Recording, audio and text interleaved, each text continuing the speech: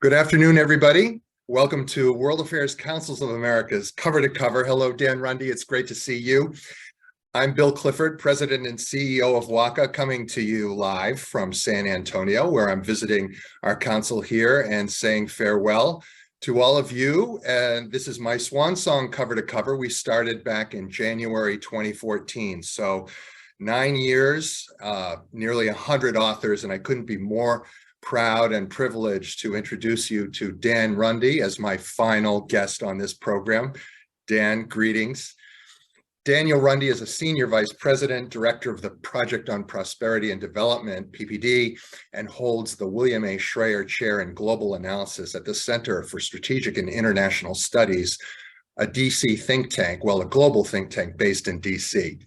Dan served as the director of CSIS America's program for 2.5 years, and his work is oriented around U.S. leadership in building a more democratic and prosperous world, topics we'll discuss today. Among his many contributions, he was an architect of the BUILD Act. He contributed to the reauthorization of the U.S. Exim Bank in 2018 and was architect of Prosper Africa, a U.S. government initiative to deepen the United States commercial and development engagement in Africa. He has been he's been in leadership roles for the U.S. Agency for International Development and the World Bank Group. Earlier in his career, he was in banking, commercial and investment banking, including at Citibank in Argentina. A graduate of Dartmouth and Harvard's Kennedy School, I believe, or anyway, he was at Harvard, 2 New England schools. Dan's new book is fantastic. I urge you to get it, and I'm hoping to help Dan get around to councils. It's called The American Imperative, Reclaiming Global Leadership Through Soft Power. Dan, welcome to Cover to Cover.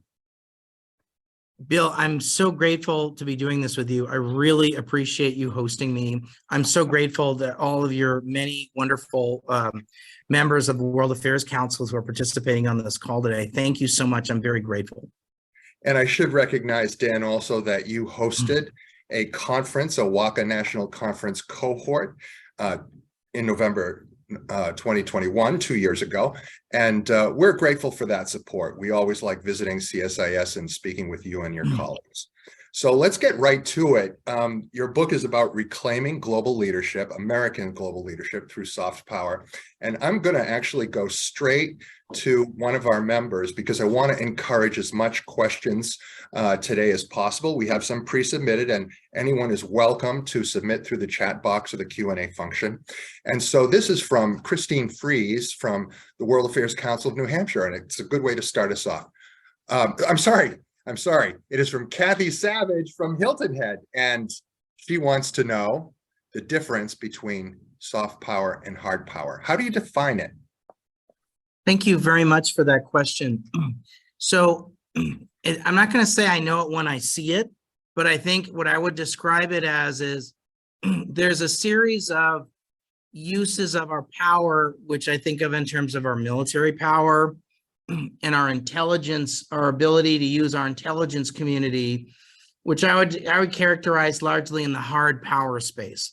I think our soft power, there are multiple definitions of the concept of soft power, but what I'm getting at is I'm going to call it our foreign assistance, our public diplomacy, our use of people-to-people ties, some of it is our trade and economic engagement. Sometimes it's about our leadership in multilateral institutions. I spent a lot of time talking about that. I also think it's long-term training and education, which I think is a particularly important one. You might argue that energy power is sort of a hybrid between hard and soft power, but I think is an important one as well. I also think our capacity for science, technology, and innovation is a form of our soft power as well. So I would say it's for the shorthand of the book, in the U.S., in Washington, we have there's sort of 3 buckets of money that the Congress thinks about when it thinks about our power overseas. There's a bucket of money for the intelligence community. There's a bucket of money for the defense world. And there's a defense budget for everything else. And I'm going to say that's like the defense budget, the budget for everything else plus some of the stuff we do in the multilateral development banks, plus some dribs and drabs of stuff having to do with things like the US Exim Bank, which sits in another, committee. So I know that's a long-winded answer, but I would say it's not defense, not intelligence. A lot of it, much of it directed and leveraged through the American government as a first cut, as a first take. There are other forms of our power that aren't necessarily directed by the American government, but are absolutely a form of our soft power. I hope that answers your question. Thank you. And I intend to weave my questions and the audience questions in, getting at strategy and theory, but also at the logistical, practical aspects of deploying development assistance and other monies that you just spoke of. Because let's face it, Dan, in your sub-headline, you're talking about reclaiming global leadership. What happened to the US global leadership, and where are we with our leadership in the multilateral system that's been so important for prosperity for 75 years? Thanks, Bill. I think you're at that. I would say there's several things that have happened. One is that we had the 9/11. Well, you could start with the end of the Cold War. And so there was a sense that, well, we didn't have to. There was a moment where we thought, well, globalization was going to sort of kind of take care of itself. There was the concept of the end of history, where there wasn't sort of competing models. So that lasted for a little while. We then had 9/11 happen, which forced a response, a hard power response and a soft power response. But it was largely focused on sort of a discrete part of the world, one might argue. You then had I would also say that the frustrations in Iraq and Afghanistan, I think, gave people a loss of appetite for, let's call it, looking outside of our borders. I think that's a real issue. I think there was a significant loss of appetite and many people saying, could we get a timeout on American leadership? We're not sure we want someone else to do it, but we would like a timeout, please. Mm-hmm. I think add on top of that, you have the 2008 financial crisis, which kind of set us back on our heels. Let's call it, market democracies or free market capitalism took a real whack, and systems like China seem to do better. And so that also sort of said, well, maybe are we doing something wrong here? At least generated doubts. And then you have the rise of voices in the United States that said, well, why are we doing this burden sharing stuff? We're not getting a fair shake, or sort of those voices became a lot louder. I think as, starting after, 2012, you started to see a lot more of that. Mm-hmm. So then overlay that with the following, that I think Russia's not really got the ability to sort of overthrow the US, the global system, but they are a terrible disruptor. And what they're doing in Ukraine is outrageous. And I hope we'll have a chance to talk about Ukraine. But the much bigger problem is the Chinese Communist Party. And what prompted me to write the book was, I wanted to respond to some of the things that have happened in the last 15 or 20 years, where perhaps there's a temptation to say the United States needs to take a timeout on global leadership. Mm-hmm. But on the second hand, there's the fact that the Chinese Communist Party has the ability today, where they're the largest trading partner of most of the countries in the world. They have an economy basically almost as big as ours. They're the second largest economy in the world. They've got a lot of hard currency sitting in their central bank that they're throwing around the way the Saudis did in the 70s with petrodollars, or Japan did in the 80s, but on a much larger scale. They are investing a ton of money in their military. They're investing a ton of money in infrastructure globally. They've got a price competitive, quality competitive solution to closing the digital divide. They are taking hundreds of thousands of young people around the world, largely from developing countries, and sending them to learn and study in China, mainland China. And they had a price competitive, but perhaps, let's put it technically, a crappy vaccine that wasn't as good as our top shelf stuff. But when there was not, if they had to choose between, you had to choose between a crappy vaccine or no vaccine, guess what? You went with the crappy vaccine. So my point is today we have a real global full spectrum competitor who can fill voids. So for a while we were able to say, well, you know, people can take a number and we'll get to their vaccine when we get to it. Not anymore, because China can do that. Or we say, well, maybe we'll help you close your digital divide in Moldova or Malaysia or Mali. But you know, you can take a number, don't call us, we'll call you. Well, not anymore. They can do that too. Then you also had with the mainland, with the Chinese Communist Party, they have gone out and they got a personal trainer and they're going out and doing push-ups and running marathons around the multilateral system. So your listeners will appreciate this at World Affairs Council, who understand that the multilateral system is a really important thing. There's something like 200 multilateral organizations. About 30 of them I would characterize as the commanding heights of the multilateral system. And then there's things like the International Tiddlywinks Association. There's not the internet. You get the idea, right? There's like much more marginal. So there's super marginal ones. Civil Aviation Organization. Yeah, and then there's super really important ones that a lot of them you never heard of, like the Civil Aviation one, which is darn important. Well, they started saying, okay, we're going to grow people in our farm league of diplomats. They're going to learn French. They're going to learn English. They're going to study abroad. We're going to put them and plant them for 20 years. And when they grow up, we're going to put them forward as real candidates for real jobs in the multilateral system. In the Reagan administration, there was a lot of discussion about personnel as policy. Guess what? In the multilateral system, personnel is policy. So in a series you're seeing now, at one point, there were sort of 15, I'm going to call them important technical agencies of the United Nations system. At one point, mainland China had 4 of them out of 15 and was on their way to a 5th one. And someone kind of woke up and said, what the heck is going on here? How the heck did this happen? And there's a bunch of reasons why this happened. One of it was for 40 years in Republican and Democratic administrations, there was a thesis that said, we want to have mainland China be a responsible stakeholder in the international system. So if they want to run the civil aviation thing, we ought to try and let them do it so they can kind of get the feel of what it's like to be a responsible stakeholder. They'd go in and then they'd kick Taiwan out.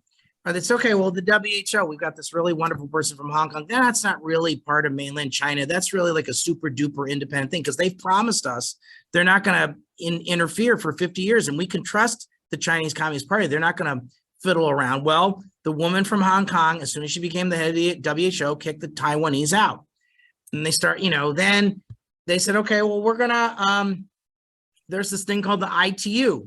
Now, there are probably many people on this Zoom who know what the ITU is, but if you'd asked me 4 years ago, what the heck is the ITU? I said, I don't know. Well, it's like the Major League Baseball Commission of the Internet. Well, it's a super darn important thing. They set standards for like, what does the internet look like? And so at some point we said, well, this was sort of pre-2015 where I think people started kind of light bulbs started going off about the Chinese Communist Party and saying maybe this is a problem. Well, if they want to run the ITU, that should be a good thing and we shouldn't give them a hard time about it. Well, okay. So one of the things in my book is to say that we have got to do a much better job of competing and winning in the multilateral system. Because so that's a long answer to your question. Well, so you've raised a number of points, including great power competition with China and Russia, and we will get to Ukraine because I think it's going to be pivotal for soft power going forward as the war turns into a peace, whenever that is. But let's stick, because we could spend, you know, the next 30 minutes on China alone, and we do have questions. But let's stick with the multilateral system, and I want to raise a question from Bob Larrick, who has been asking questions on this program since the very beginning. He's from Charlotte, North Carolina, our fine council there. And he wants to know essentially why, after putting so much into Bretton Woods and the UN system, that we've underinvested and allowed to have our space sort of taken away for us by China and others. Okay, so this is a great question. So I think so let me go back to the end of the Cold War. So at the end of the Cold War, we were the only game in town. So we could say stuff like, you know what? I don't like this UN thing. I'm going to stop paying my dues, or I'm going to quit, or I think I'm going to quit because who the hell cares? Who needs this stuff? Right? There was a lot of that kind of posing. It's a very irresponsible talk, but there was that kind of discussion. There have been times where people have kind of come back and tried to use that. So I think there was some operating assumptions, going back to my personal trainer example of saying, well, I'm gonna find and field a farm team for 20 years. Well, we weren't paying attention. And so we said, well, this multilateral stuff. So there's some people, there's a temptation to say, this multilateral stuff, who cares? Or this multilateral stuff, we're the greatest power. We're just going to kind of like order people around and tell them what to do. Now, if we have our act together, the multilateral system should be a force multiplier of the liberal international order and and a response to, because we help build these things. So I think we weren't paying attention, and we didn't realize there's been sort of a relative loss of our power, whereas there's been relative gains in their power. And so as a result, we need to be much more strategic about how we approach these things. Well, let's use that as a springboard for remarks that National Security Advisor Jake Sullivan made when announcing the administration's national security strategy last October. And he's basically saying, we want to inspire, not impose, and we will work with any nation to solve or to navigate great power competition and also solve transnational issues, which includes working with China on some big questions like climate change and so forth. So while we're competing and sometimes being fierce rivals, we also need them. And that's an element of soft power that I'd like to hear you speak to, Dan. So I think that in the case of, we are going to be in a much more, I would describe it as we're going from fifth gear to maybe third or second gear in our relationship with the Chinese Communist Party. And we're going from, I don't know, second gear with Russia to maybe first gear at most, or kind of like on coast, if you will, in terms of you can use a stick shift analogy with, I would say that after having spent a year in my basement, and a lot of you on this call spent a year in your basement, I'm fairly unhappy about having had that experience. And so I think that there's not been a full reckoning. And when the Chinese Communist Party says they're going to cut off our meds and cut off our PPE and ventilators, those are grounds for a divorce. So in my mind, I think the kind of relationship we're going to have with mainland China, let me just use that as an example, is going to be some kind of an amicable divorce where they can come with their spouse to Thanksgiving, and I can come with my spouse to Thanksgiving, and maybe we can sit together and watch our kids graduate from high school, and maybe we can even have a blended family holiday photo, but we're going to have a different kind of a relationship with mainland China. So in terms of things like, there are some areas where I think there's going to be attempts to cooperate. I do think we need to be real clear-eyed about that. And so I think we need to be careful, because I think our relationship with them has changed. And so I do worry that we may, in our desperation to kind of cooperate with them at any cost, that we will, overlook some of their bad behavior. And so I think we need to be careful and very cautious about, yes, there are some areas where we may want to cooperate, but these are the folks that are the largest carbon emitters. They're building new coal-fired power plants. And as we do move to the carbon transition, we may be transferring dependence on Iran, Venezuela, and Saudi Arabia for metals processing, minerals processing with the Chinese Communist Party. So we're going to change our dependence on oil for dependence on minerals with the Chinese Communist Party, because they're the only game in town in terms of processing.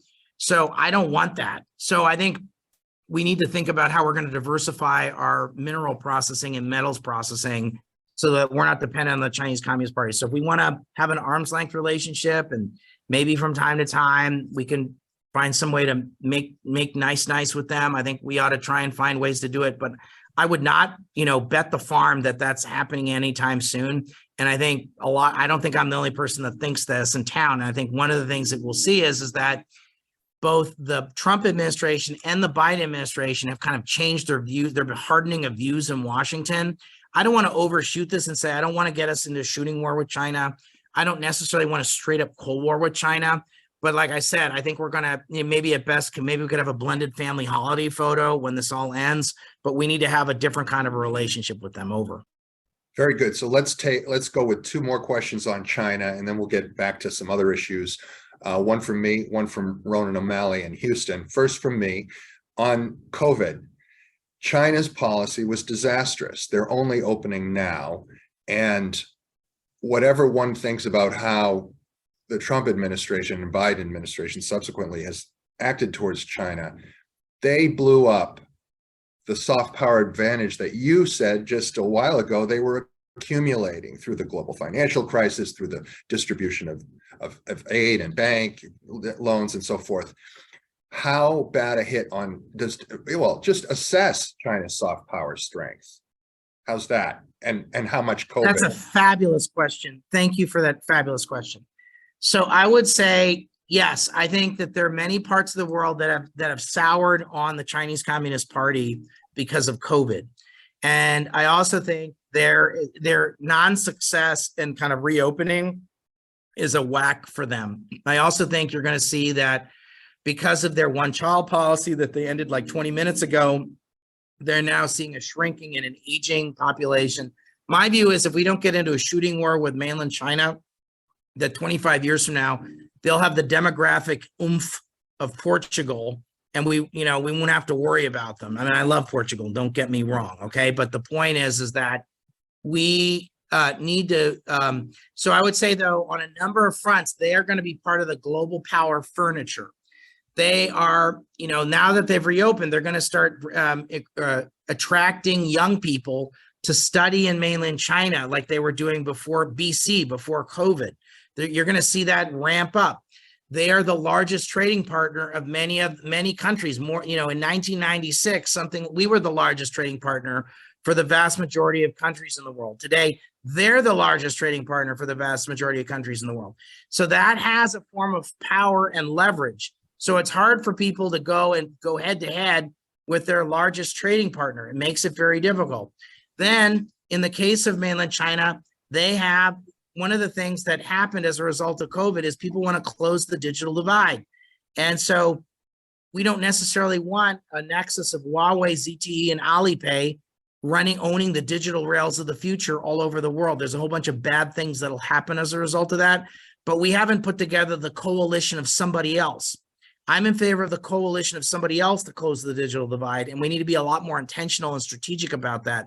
We haven't fully gotten our act together on this. And so my point is, yes, they've taken a whack. And to be honest, I do not wish the Chinese Communist Party well. I think our beef is not with the people of mainland China.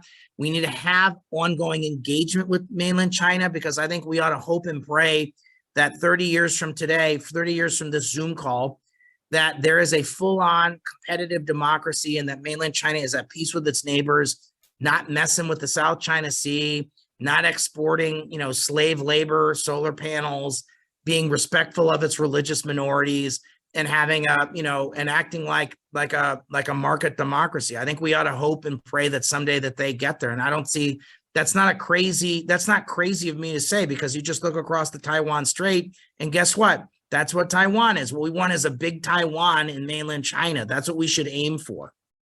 Very good. And as an aside, to talk about Portugal's soft power, lots of people from this country and elsewhere are moving to Portugal to retire for the good life. They are not doing that to mainland China. Let's face it. Okay. I would totally sign up for moving to Portugal. That place is awesome. And if you haven't been to Portugal on a vacation, I highly recommend it. What a great place. Great place. Great place. From Ronan O'Malley at World Affairs Council Greater Houston, he got a China question. Besides the massive amounts of funding that Beijing is making available to developing countries, how do U.S. investments compete when China may not require transparency clauses, austerity measures, and labor requirements, and so on? This gets to governance also. Thank you. This is a really thoughtful and good question. So I don't think we should throw the baby out with the bathwater. We should not throw our values out the window because we're going to have to compete more directly with China. I also don't think we should be competing dollar for dollar with China on infrastructure. Rather, I think we should be trying to enable an alternative to making sure that, like, if the only alternative is China, you're going to do whatever, you're going to go along with whatever their requirements are. If we can enable an alternative, sometimes it's the Asian Development Bank, sometimes it's the African Development Bank, sometimes it's the European Investment Bank, sometimes it's sovereign wealth funds, sometimes it's development finance institutions, sometimes it's just the private sector. We ought, to the extent that we can enable an alternative, that's a good thing. The second thing is, I would say that we want, to the extent that there is a free media and people can talk about what's happening when somebody buys an asset, an infrastructure asset from mainland China. So, for example, there's cracks in the dam that they built in Uganda. Well, that's probably a worrisome thing. That's probably not such a great thing.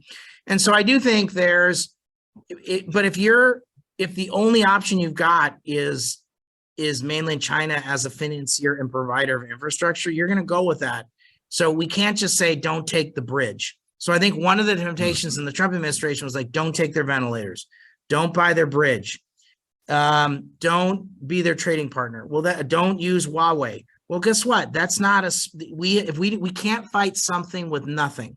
So one of the messages in my book, The American Imperative, is to say, we can't fight something with nothing. We need what we need to enable an alternative across a variety of different areas of the world. And so in this case, so the one thing I would say is, I think the fact that they are able to finance and provide infrastructure around the world fast means that we should all look at each other and say, without giving up our values, can we do some of this stuff faster? So, for example, Japan has said, JICA and I think JBIC have made a commitment to say, door to door, if you come to us with a project, we'll decide yes or no within 11 months.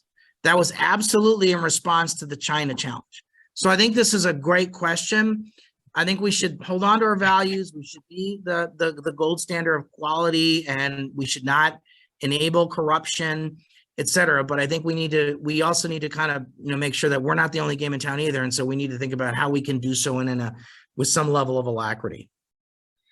JICA, Japan International Cooperation Agency, just for those. And I didn't catch the other acronym, Dan, so you're going to have to be careful and define this. I know your experience. Sorry, I try to avoid all that lingo. So JICA and JBIC are the aid agency and sort of the development finance agencies of Japan. These are very important agencies that I encourage you to take a look at. They're very, Japan is a great force of good in the world.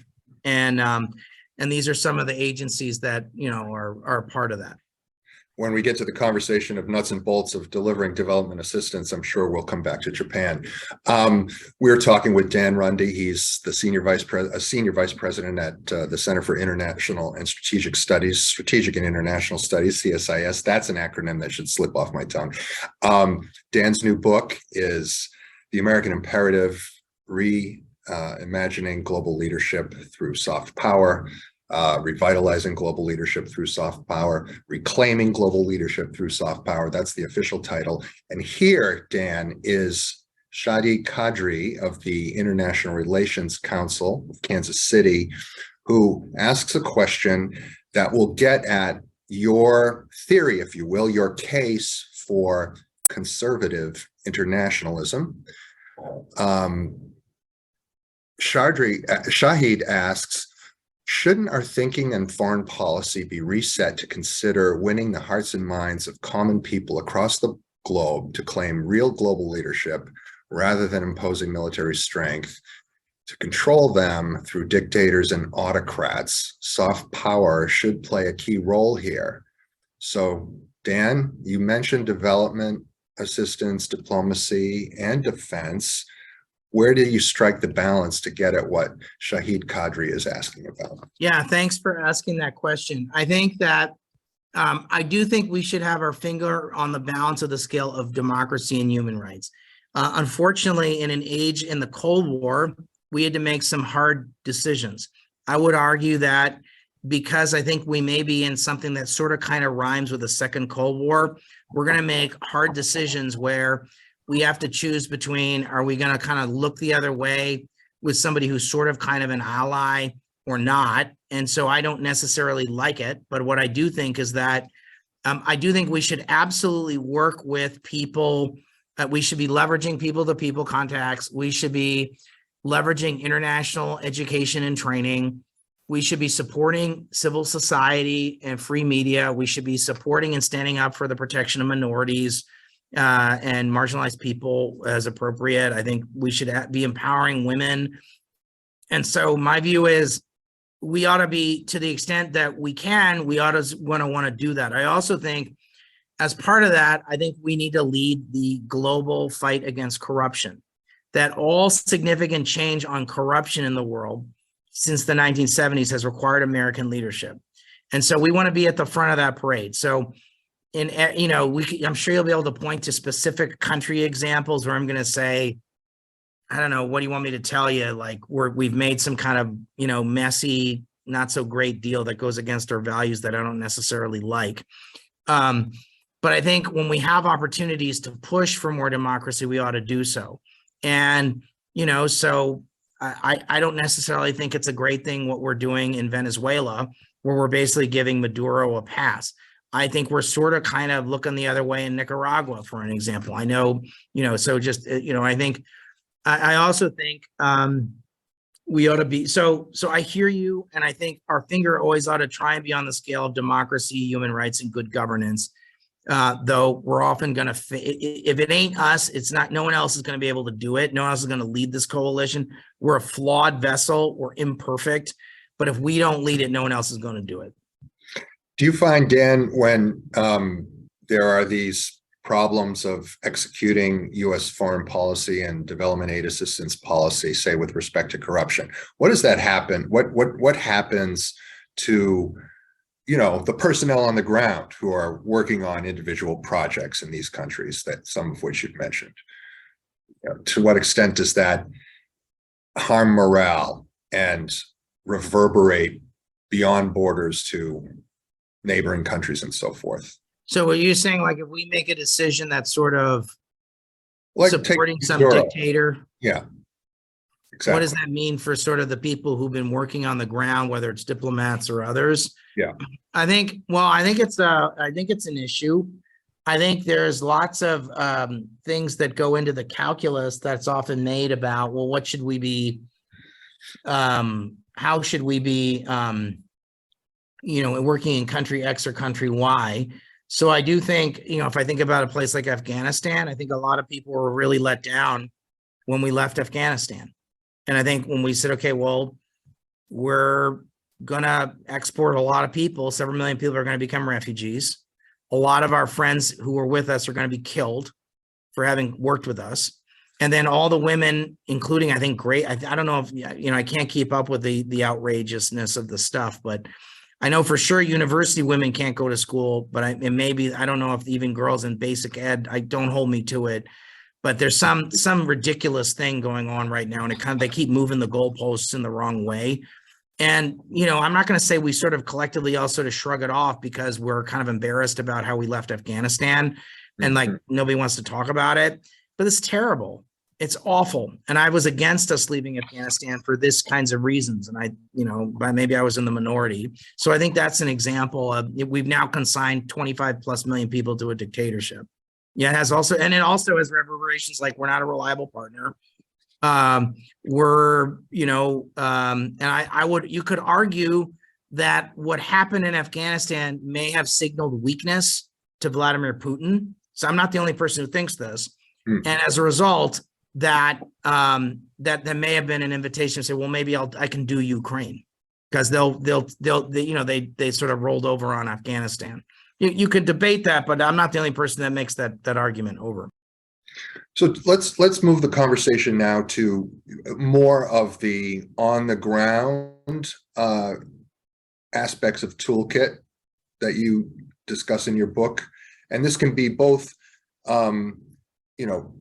our direct assistance, but also our activities in multilateral aid institutions. What are the tools? Where are the reforms needed? What do you find should be our priorities in this goal to exert soft power? I think what we want to be is we want to be seen as speaking to the hopes and aspirations of people. And so I still think one of the book, The Ugly American, which most of your listeners will know what it is. If you haven't read it, I commend you to read it. It came out in 65 years ago this year. John F. Kennedy, when he read it, was so moved by it, he bought 100 copies and gave one to every member of the U.S. Senate. And he launched the Alliance for Progress, the Peace Corps, rejiggered USIA, put together the Foreign Assistance Act of 1961, and established the Green Berets, all a result of that book. So when we think about on the ground, I still think speaking to trying to speak to the hopes and aspirations of people are really important. And so I do think that we also need to understand that it's still not a grandparents' developing world. It's richer, freer, and more capable. So the sorts of things that we were providing them 30 or 40 years ago may not be what they want now. I would argue one of the reasons why infrastructure and tech have been so popular for mainland China to support is that that's what many countries need today. And we haven't kind of kept up with it. And we're still kind of offering sort of an old offering of stuff that they may or may not need as much of anymore, but it's perhaps given our political system congenial to keep giving, even when perhaps it's sort of out of date. It's interesting that you mentioned the Alliance for Progress, because I think of all the regions, Latin America, which is our neighborhood, and I don't mean that in the patron way, it is our hemisphere, we neglect to our peril. And I would say that the recent summits of the Americas and convenings of the OAS ebb and flow with hope from what the US can do for the region. But generally speaking, they look at Cuba, they look at other things and our policies there with disdain. Biden was just in Mexico. Do you think there's a shift there? I mean, where do we stand? So I think, so in the case of Mexico, it's often many people don't know this, though I suspect your listeners do because they're a very switched on group, but they are a number one trading partner. At the same time, we got a whole bunch of problems with Mexico. I just did a piece in The Hill about something called the INE, and I'm happy to put it in the chat if you are open to me doing that, Bill. Absolutely. Yeah. So, the AMLO is the president of Mexico is the most popular elected head of state in the Western Hemisphere. Now, his numbers have kind of drifted down in the last 18 months, but he's still a super popular person. He's he's on his way to becoming a bit of a soft autocrat. And so we've got a bunch of asks in front of him. We've got a big ask in front of him on migration.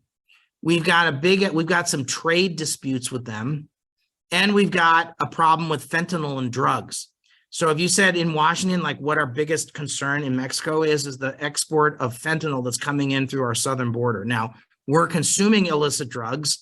And frankly, we ought to find ways of reducing demand, including things like my view is I think we ought to recommit to fighting the war on drugs and re-stigmatizing drugs. We've stigmatized littering. We've stigmatized smoking cigarettes. We've stigmatized big gulp drinks. Why the heck aren't we stigmatizing illicit consumption of drugs? Instead, we have kind of a little bit of a hands up in our society. We're kind of like, I don't want to judge people. We ought to judge people hard. Illegal drugs are bad. Drugs are bad. And so instead, what we've had is, and so while we've got all these other problems, he's decided to go after sort of one of the mainstays of Mexico's been an amazing economic success and an amazing democracy success. And one of the mainstays of the democratic success has been this obscure but really important agency that is the National Institute for Elections. And he's basically in the process of trying to kneecap it. It's part of it's constitutionally mandated, but he's in the process through a back door trying to kill it. And so I argued that President Biden ought to raise this in his meetings, and he ought to talk about it publicly, and he didn't speak about it publicly, because if I'm the Biden administration, I've got all these other headaches and problems with Mexico. Do I really want to kind of take this on? So it's unfortunate. So I think we have a problem in the Western Hemisphere. We have historically have an ADD relationship with the hemisphere. We only pay attention to the region when there's a problem.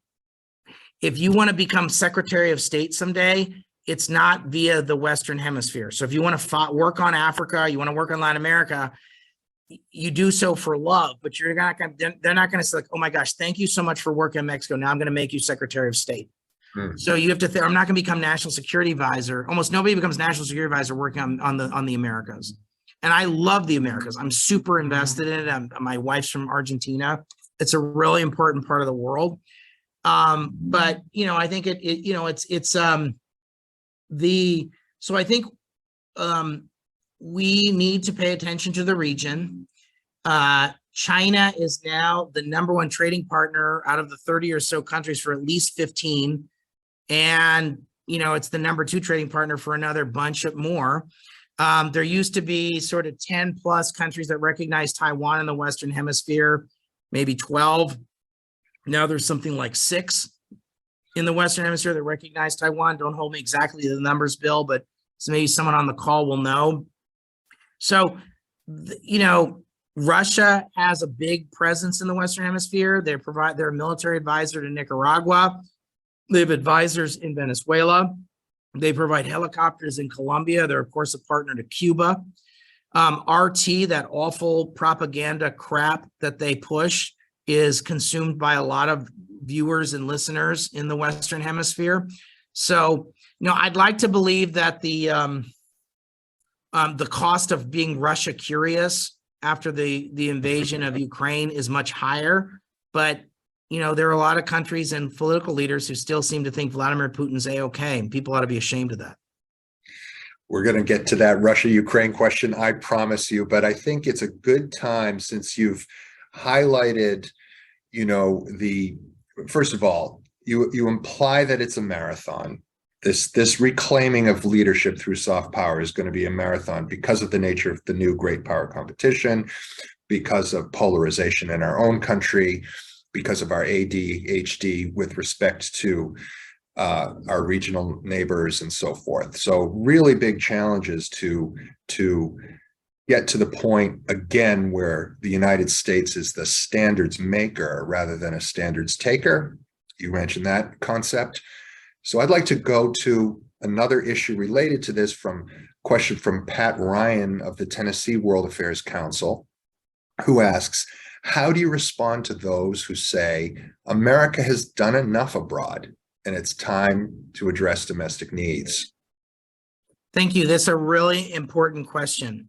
And we've seen both Democratic administrations, Democratic political leaders, Republican administrations, and Republican political leaders invoke this argument. And so I think what I would say, the argument I have been using of late is, if we don't answer the mail on a lot of these problems, whether it's vaccines or whether it's closing the digital divide or whether it's values, then this is going to move us or in the multilateral system, we're going to move that much closer to China ruling the world and running the world. And you're not going to like it. You're not going to like a system that's not rule of law, but a lot more corruption and a lot more guangxi. There's going to be a whole bunch of things you're not going to like about a world that, and I think we take for granted after 80 years, sort of a Western, I'm going to use a bunch of word salad here that you all know I'm going to talk about, a Western-led liberal international order, okay? We operate as if like we're fish in an ocean where we kind of breathe it. English is the lingua franca, we use the dollar, we use rule of law, people look to Washington. Imagine a world where people speak Mandarin.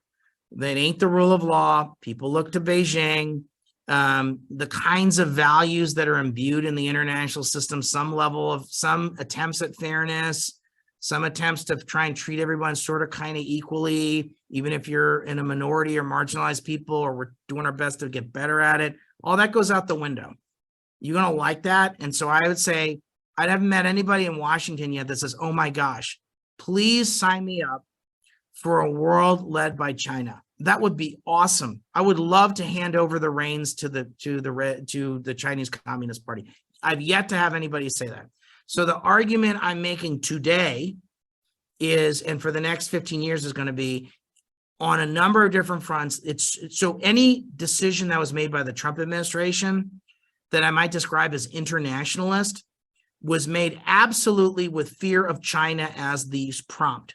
It wasn't for SDG 17, sub-indicator 127. It wasn't because Donald Trump was going to get an honorary degree from Yale. It wasn't because Donald Trump was going to get invited and give a speech at the World Economic Forum. He did it because he was afraid of China. Fear of China is the ultimate prompt for what I might describe as internationalist responsible behavior by the American government right now. And so I think that's the argument I would make. Okay, excellent. Two quick questions of detail, I would say, from some of the threads we had earlier. One is from Hunt Brown of the Dayton Council on World Affairs in Ohio. I think that's your home state, Dan, if I'm not mistaken. No, my father's from Wisconsin, but I grew up in New York. Oh, I have kind of Midwestern sensibilities. When we first met, I knew you mentioned the Midwest, and maybe I was thinking of maybe it was an author you were featuring at CSIS. My mistake. But anyway, how do we assist countries receiving aid? How do we assist countries receiving, quote, aid, have them realize that there may be strings attached? That's why aid, in quote marks, because we have our interests and other objectives. That is a great question. We have been carrying out assistance as a form of enlightened self-interest for 80 years. We put together the Marshall Plan as a response to the coup in Czechoslovakia in 1948. John F. Kennedy said we need to be a lot more engaged in the world because of the book, The Ugly American, and fear of the Chinese Communist Party then, and the fear of the Soviet Union. That was straight up what it was. Now, so that's what prompted it, and that's what brought about major changes. The fall of the Soviet Union in the late 1980s brought about a new form of engagement in the post-Soviet space. Some of it was successful, some of it wasn't. Our fear that in Colombia, that the government was going to fall and become a massive narco state led to the putting together the Plan Colombia. Intelligence estimates about a potential collapse in Africa because of HIV was one of the prompts for PEPFAR and the major initiative to try and bend the curve on HIV/AIDS in Africa. So we do this stuff. Yeah, it's the right thing to do, but guess what? We do a lot of this out of a form of our own enlightened self-interest, and we always have, and we always will. So I hear you. I think it's a great question, but I think it's worth repeating over. Excellent. Ed Martins of World Boston, Mecca for higher education in America, asks, to what extent does higher ed in the United States still matter as a source of soft power? I think we underestimate the power of American long-term training and education. We don't. So I've been to probably 80 countries. In almost every country I go now, I ask, where do you send your elites to get their education? Now, the education landscape has changed in the last 50, 60 years. So 50 or 60 years ago, the US was the only game in town. But that's changed. We still need to be investing some of our monies in higher education for target. I don't think we need to be paying for people to get MBAs in Harvard Business School, but I would be interested in paying for people to get masters in public health at the Harvard School of Public Health. I think we ought to be sending people to get urban planning degrees at the Harvard School of Design. Just I'm using Harvard as an example, but my view is we ought to be that is an unbelievably important it's an unbelievably important source of our strength. I'm putting in the chat also a report we did at my prompting on higher education as a form of great power competition, and were influenced a lot of the chapter I did on higher ed. But I think it's really important. Many of the world's, what we want is at the end of this, if they go to BC and they get a master's degree at BC, guess what? When they become CEO of a company in Malaysia, or they become prime minister of Malaysia, they're going to call Boston, not Beijing. I want them to call Boston. I want Boston on the speed dial, not Beijing on the speed dial. And that's one of the ways we do it, is through this long-term education and training. Fantastic. We have an opportunity with the war in Ukraine, I think, to really step up soft power. Dan, we have reinvigorated our alliances, which is a major tool of soft power. But when we get to the other side of this war, and we can also talk about Ukraine's soft power through the human being that is their president, Zelensky, and others. But when we get to the end of this conflict, there's a humanitarian crisis. There's going to be massive reconstruction needed. Are people thinking about that? How are they thinking about it? What is it? Is it taking shape now to really, use this situation to show U.S. leadership in the world? So I think I think what Russia is doing in Ukraine is beyond outrageous. And I know everyone on this call understands that and agrees with it. So I hope you'll allow me, in some ways, Vladimir Putin has saved the Western alliance, and Vladimir Putin is perhaps the father of Ukrainian nationalism. And so I do think that what's happened in Ukraine is inspiring. I think they've also spoken for democracy. I think they've also stood up for kind of small d Democrats all over the world and said, these folks are fighting for democracy and their ability to choose their own futures. And it speaks to us. It certainly speaks to me. And so we've been doing a major initiative at CSIS. I put in the chat a major report that was released last week on Ukraine reconstruction. So we've been, for the last 8-9 months, we convened a high-level commission looking at Ukraine reconstruction. And what we're doing is, our big takeaway after 100 interviews, 20 seminars, 11 papers, 3 meetings of the commission, and this major report that I just posted is, the bumper sticker is, there's 2 bumper stickers. One is, we need to align all reconstruction of Ukraine with European Union accession.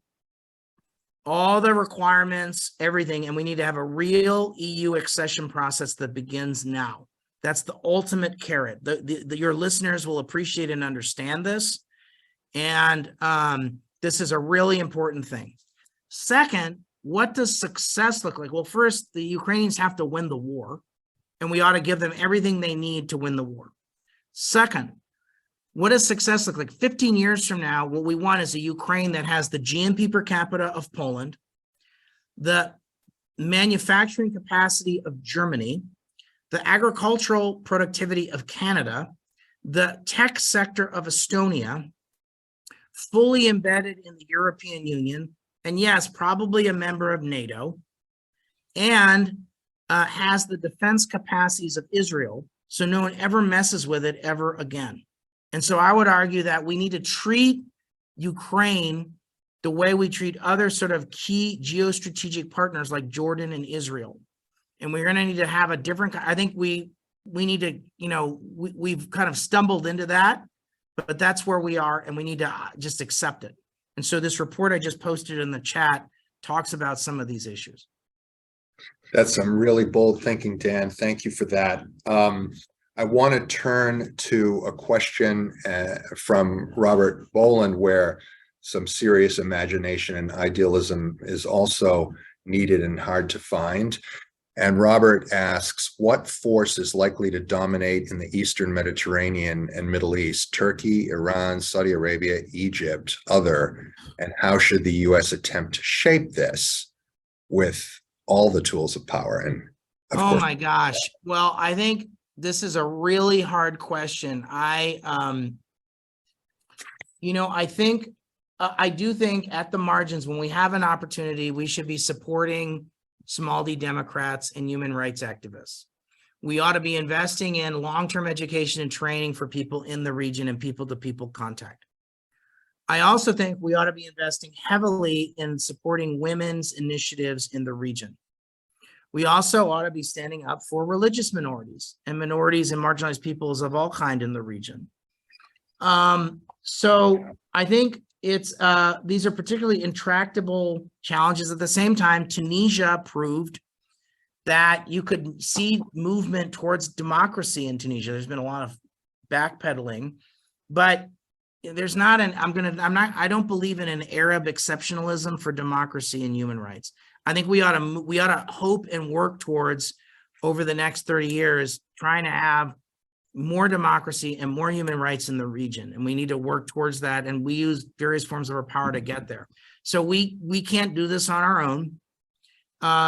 Yes, we're going to have to, this is a particularly messy region where there's a lot of temptation, and the pressure is going to be really excruciating hard to work with governments in power that are often autocratic for other reasons, security reasons, or because of the Iran conflict. So I think the Iran Sunni thing is a big overlay and makes it, I'm not gonna call it an excuse, but it's what colors all of the thinking, unfortunately. So I think we need to operate as if this is one of the tougher places to work, but we can't give up hope, and we should chip away at this and take the long view.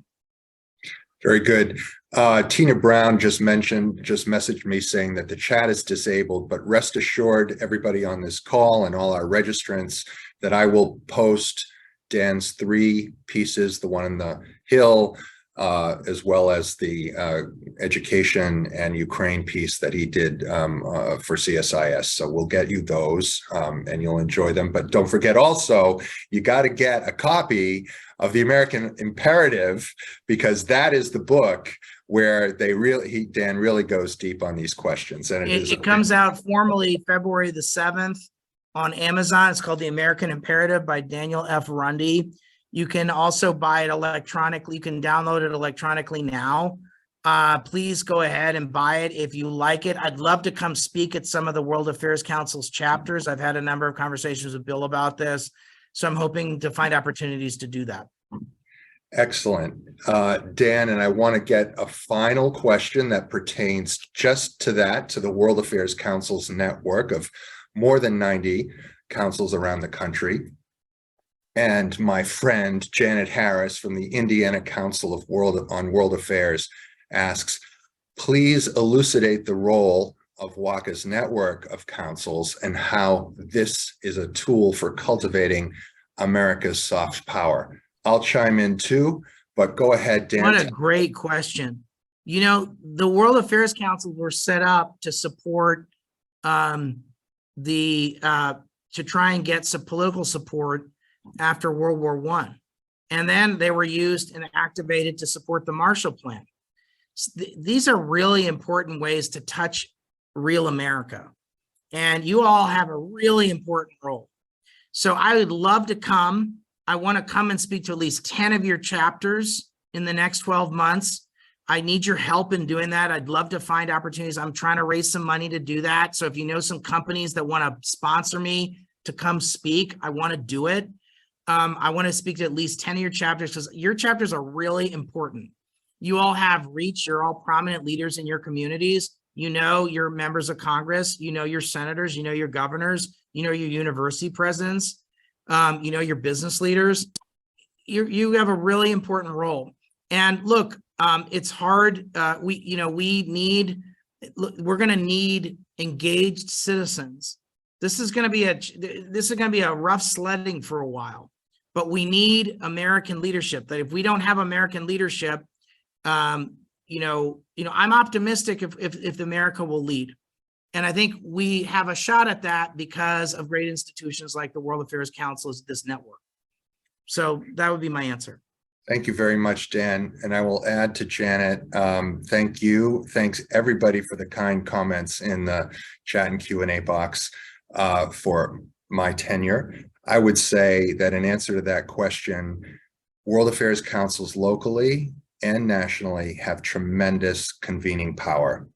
When we invite ambassadors and others, but especially dignitaries from foreign countries and ambassadors, they get to experience our values, our thinking from the experts that we also convene, the civil dialogue that is our ethic in a nation that is beset with polarization. We bring all sides together and we do our conversations civilly.